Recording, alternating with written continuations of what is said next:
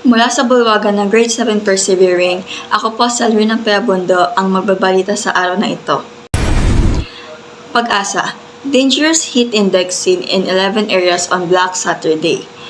Sa Black Saturday, inaasahan ang mapanganib na antas ng heat index sa hindi bababa sa 11 lugar sa bansa, kasama ang Metro Manila. Ayon sa Pag-asa, posibleng umabot sa 43 degrees Celsius at 42 degrees Celsius ang heat index sa Ninoy Aquino International Airport area sa Pasay City.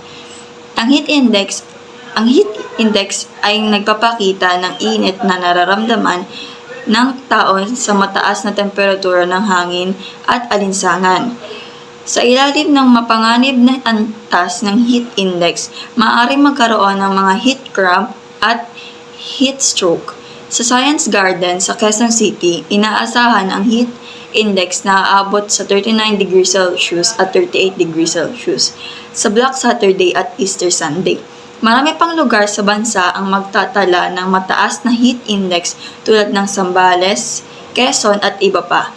Pinapayuhan ng Pag-asa ang publiko na mag-ingat, uminom ng maraming tubig at magsuot ng tamang pananamit upang maiwasan ang mga sakit na nauugnay sa init.